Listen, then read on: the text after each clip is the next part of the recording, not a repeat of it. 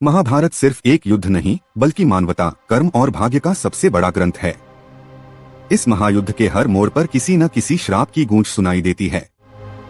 कुछ श्राप ऐसे थे जिन्होंने वीरों को विनाश की ओर धकेला और कुछ ऐसे जिन्होंने भगवान के अवतारों तक को बांध दिया भाग्य के नियमों में।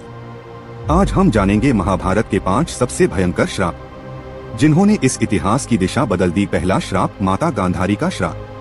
दुखद और गंभीर टोन कुरुक्षेत्र की रणभूमि पर जब सब कुछ समाप्त हो चुका था, तब धृतराष्ट्र और गांधारी के सामने पड़े थे उनके 100 पुत्रों के निर्जीव शरीर।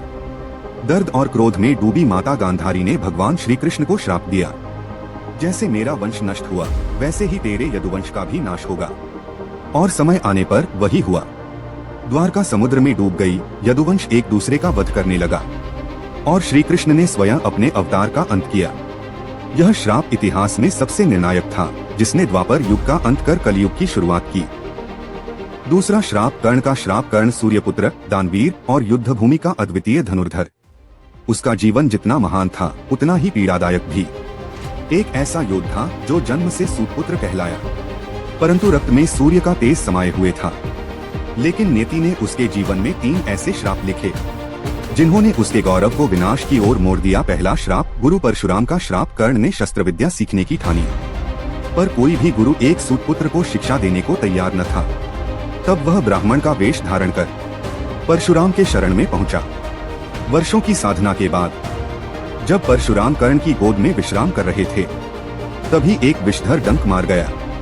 कर्ण ने दर्द सहते हुए भी गुरु को जगाया नहीं, क्योंकि वह उनके विश्राम में विघ्न नहीं डालना चाहता था। जब परशुराम जागे, उन्होंने देखा कर्ण के शरीर से रक्त बह रहा था। उन्हें संदेह हुआ, कोई ब्राह्मण इतना सहनशील नहीं हो सकता। और तब उन्होंने सत्य जाना कि कर्ण वास्तव में एक क्षत्रिय है।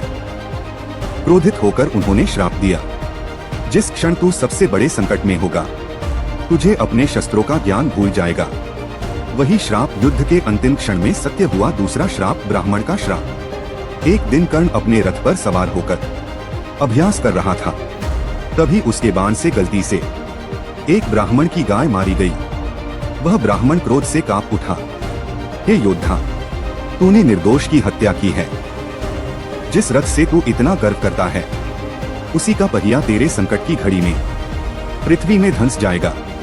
और कर्ण ने उस क्षण भी सिर झुकाकर क्षमा मांगी, किंतु श्राप दिया जा चुका था। तीसरा श्राप, पृथ्वी माता का श्राप। एक और समय जब कर्ण ने अनजाने में एक ब्राह्मण की गाय का वध किया, तो पृथ्वी माता ने कहा, तूने मेरी संतान का वध किया है, इसलिए युद्ध के समय जब तू रथ का पहिया पृथ्वी से निकालने का प्रयास करेगा, मैं उसे कभी ऊपर नहीं आने दूंगी। अंतिम क्षण, श्रापों का फल।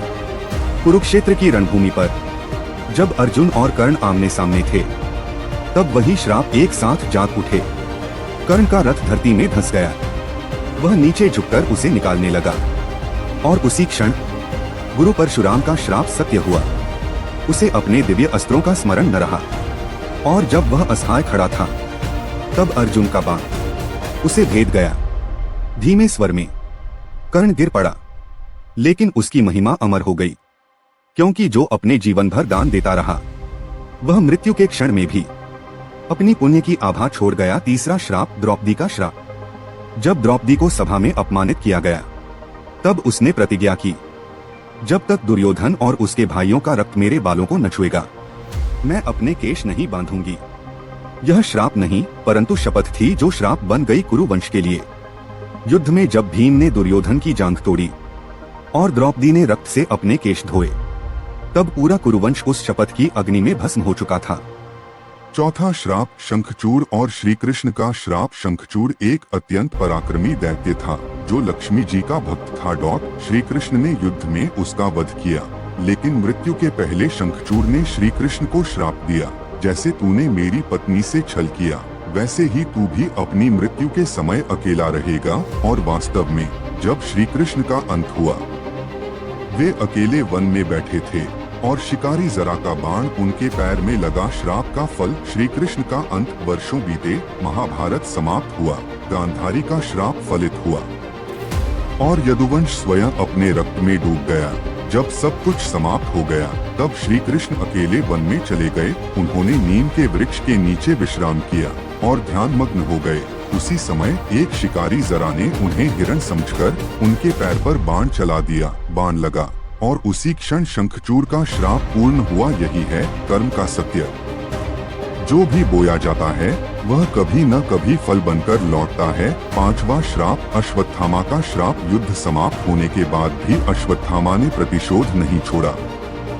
उसने पांडवों के पुत्रों का वध किया। तब श्री कृष्ण ने उसे श्राप दिया, तू अगले 3000 वर्षों तक जीवित रहेगा, लेकिन तेरे शरीर से मवाद और रक्त बहता रहेगा। तू अमर रहेगा पर शांति कभी नहीं पाएगा। कहते हैं आज भी अश्वत्थामा पृथ्वी पर भटक रहा है। अपने अपराधों की क्षमा की तलाश में महाभारत हमें सिखाती है हर कर्म का फल निश्चित है, चाहे वह श्राप के रूप में आए या वरदान के रूप में। कोई भी व्यक्ति अपने कर्मों से ऊपर नहीं जा सकता। आपको महाभारत की ये रहस्यमय कथाएं और दिव्य रहस्य पसंद आ रही हैं तो चैनल को सब्सक्राइब जरूर करें।